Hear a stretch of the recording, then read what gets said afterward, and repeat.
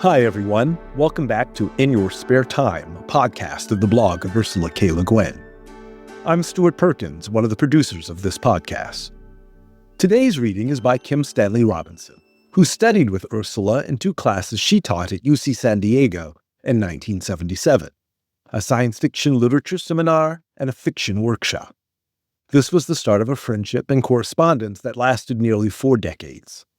Stan is the author of more than 20 books, most recently the Antarctic memoir, The Best Journey in the World, and has won the Hugo, Nebula, Locus, and World Fantasy Awards, along with the Robert A. Heinlein Award for Lifetime Achievement. A little context about the Google settlement discussed in Ursula's post. Google was sued in 2005 for scanning millions of books without permission. In 2008, Google proposed a $125 million settlement that would let it sell and display those books, including out-of-print titles still under copyright, unless the authors opted out. A judge rejected the deal on March 22, 2011. 6 days later, Le Guin published this post working through the Unfacts, the misunderstandings about copyright and fair use that kept clouding the debate. This reading of the blog post was recorded in January 2026. My name is Stanley Robinson, and I will be reading post number 19, Unfacts Concerning the Google Unsettlement, from 28 March 2011. Unfacts Concerning the Google Unsettlement. In discussions concerning the Google book settlement, and now Judge Chin's ruling against it, I keep running into the same misunderstandings over and over. Some of these are simply mistaken ideas of what copyright is and does. Most of them naturally arise from the very complicated nature of the issues. All have been perpetuated by inaccurate, confusing, tendentious language.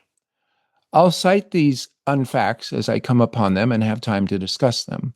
I welcome corrections of factual mistakes and will revise to include them. My opinions are just that, my opinions. 1.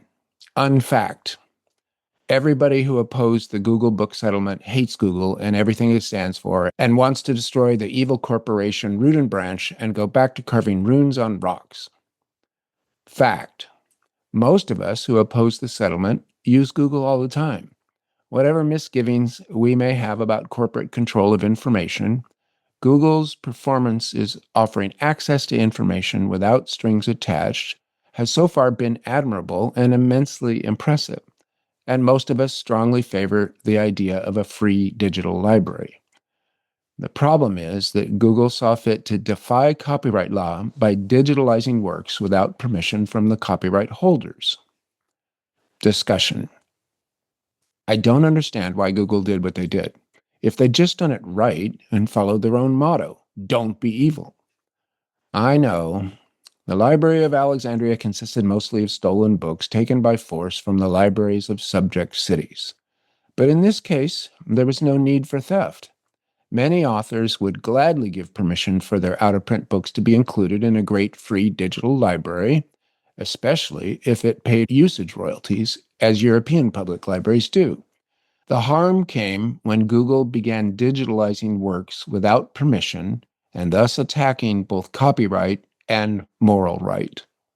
2. Unfact. Copyright is a selfish grab by rich, famous authors so they get to make all the profit out of their books. Fact. Copyright is a limited and carefully designed law to protect authors from poverty.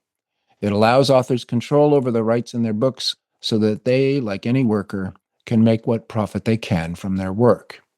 It's called quote-unquote copyright because it involves literally the right to make copies of the work. An author contracting with a publisher sells the publisher a limited piece of her copyright. That is, the right to make copies, i.e., publish the work in a certain form for a certain period of time in exchange for a share, usually 15% or less, of the publisher's profits. Discussion. Copyright has existed only since the 18th century.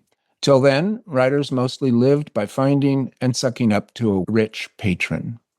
Since then, writers have been able to make an independent living. Well, dependent on the whims of publishers, but after all, publishers and writers have pretty much the same stakes in the very chancy game of making books. Only ignorance or irresponsibility dismiss copyright as irrelevant to the digital age. It's needed more than ever to protect authors from trying to live by selling themselves to corporations or selling their text space to advertisers. Copyright law has to be extended and rewritten to work with the new technologies of publishing. The notion that it's unnecessary makes it all the harder to get that necessary work done. A lot of people quote Stu Brand. Information wants to be free. I wonder why they hardly ever quote the other half of Stu's sentence. It also wants to be paid for. Information can be free to the user, the reader, and pay a living wage to the originator, the author. Think of the free public library. This balance can extend to the internet if we can rewrite copyright law to cover the new technologies.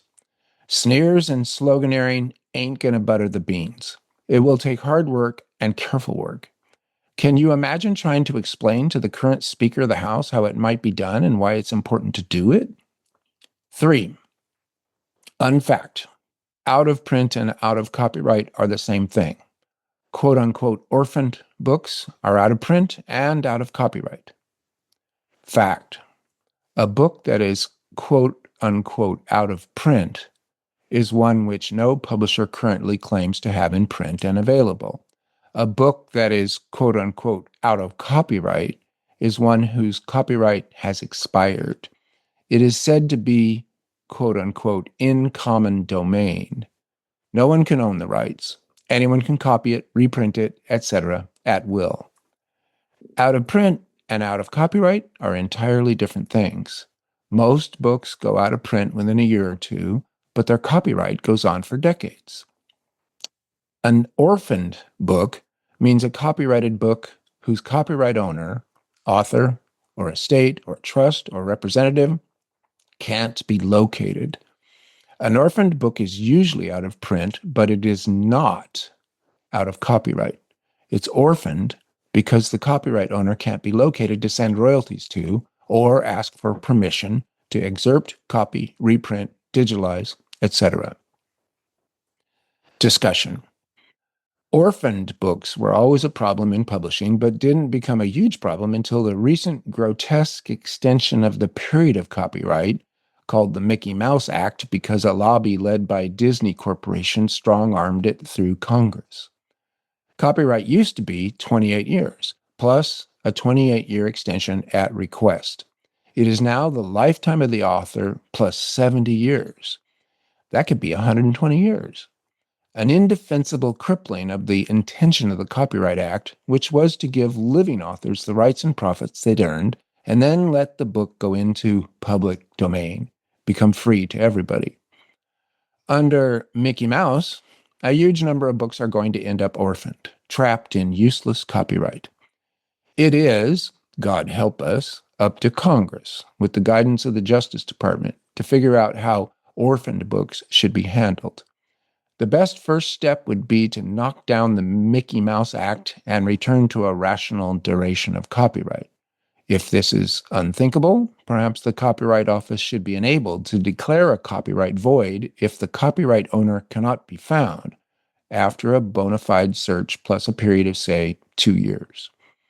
It's a real problem, but it has nothing to do with Google's illegally digitalizing books without getting permission from the copyright owners. The use of orphaned, as if it meant uncopyrighted, is an obstinate, unfortunate confusion of terms, clouding the whole debate, and many of those who have used it that way surely know better. And the sneakiest gambit is that of talking as if only orphan books are being illegally digitalized. All the time the settlement has been in the courts, Google has been blithely going ahead digitalizing any book it wants without obtaining permission, let alone contractual terms. I can attest to this, since they have thus pirated several of my books with no attempt whatever to contact the publishers, my agent, or myself, none of whom are exactly hard to locate. Such methodical theft looks like more than corporate indifference to the law. It looks like a deliberate effort to destroy copyright. In other words, the corporation would like to do away with the concept of workers getting a fair share of the profit from their work. That would, quote unquote, be good for the corporation, not good for the worker, the writer, or for the readers, or for anybody else. UKL, 28 March 2011. So, this is Stan. A fun passage to read and a look back into one of the earliest years of the digitalization of the literature of the world. And Ursula's comments on it are interesting and still hold up very, very well as a description of that moment and much that followed it. It's good to learn, and it's good to hear her thoughts on this and rehearse them in this way. I want to point out something that I think is kind of fun in blog number 19. My impression in my reading of Le Guin, which is pretty comprehensive, I'm happy to say, and in my few conversations with her through the years, which were a little too infrequent as far as I was concerned, but we were more professional associates than friends, and we became friends over the 40 years of our acquaintanceship by repetition, you might say, and me aging up into becoming more of a younger colleague of hers. And it mattered intensely that she had been my teacher at the first class that she ever taught, which was at UC San Diego in 1977 when I was a graduate student. I've told this story before elsewhere. I won't go into huge length, but that meeting with her was an extraordinary one for me. Not so much for her. I was just one of a group of about 20 students that she worked with pretty closely that quarter. And she told us, and especially Lowry Pay, who was a good friend of mine who co-taught with Ursula, that this was the first time in her life, in her married life, that she had spent any considerable time away from Charles. And she didn't like it. And she took the invitation for a 10-week, it would have been an 11-week quarter, only after UCSD agreed that she would come just for a month at the end of the quarter. And Lowry Pay taught the class till she arrived. So that was a great month in my life, and we stayed in touch afterwards. But it was only in maybe the last 10 to 15 years of her life that we became closer. And that was mainly because she was a voracious, omnivorous reader. She loved to read novels, and because I had been a student, she read my novels, and that was what mattered. I can leave the rest of that story for other venues, but the reason I brought it up is because I always got the impression from her, and you see this in print also, that she was modest about her knowledge of science, of politics, of the world, of political theory. All this kind of seems wrong, but I think it was a genuine feeling with her. And I'm going to speculate that I feel this as a novelist myself, and I believe it might have been a strong feeling in Ursula.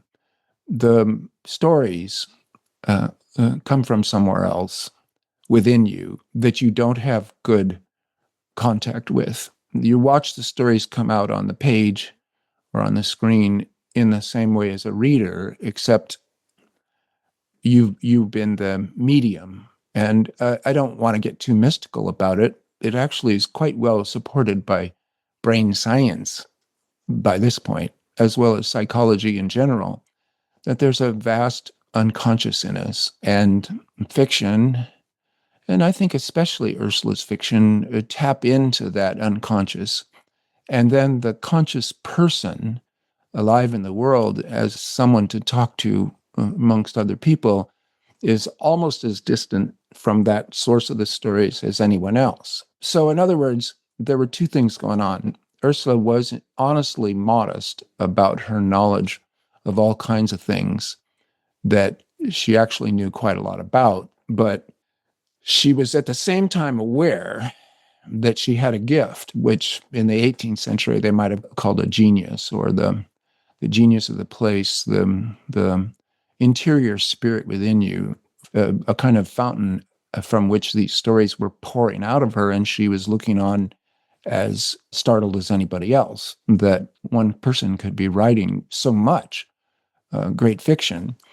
So that gave her a feeling of confidence in the whole of Ursula K. Le Guin, but also as a person with excellent judgment. She was also aware that the part of her that she was in good contact with and that was talking to the rest of the world was very limited in education and knowledge in other fields. She would particularly laugh at herself if she were to be talked about as someone knowing something about science, or to know something about physics, for instance. So that when people talked to her of the Ansible and the dispossessed, and in the rest of her Hanish cycle being a great contribution to quantum theory and to theories of time, she would just laugh and say that every science fiction writer needs a device to get around the galaxy at speed. A sensible person she was in that regard. And so the reason I bring all this up is in blog 19, what you can see is Ursula in a zone where she did know, as a working professional, with at this point in the game, I would guess about 40 years of experience of reading contracts, of talking to her agents, of talking to publishers and to other writers about copyright. So for her to get into a discussion like this, semi-legalistic, but also detailed as to the facts and untangling misconceptions by others that she actually knew more about as a professional, you still get the occasional sly joke in this discussion and commentary that is very Ursula the jokester. But you also get a writer exhibiting some pleasure in just being able to clarify a situation. And it's a very good clarification. There's, as far as I can tell, as a fellow professional, blog 19 not only makes it clear to others, but it also untangles some of my own confusions about what was going on in these early years of Google's attempt to, as she puts it, to destroy the idea of copyright entirely, which is good for corporations and bad for individuals.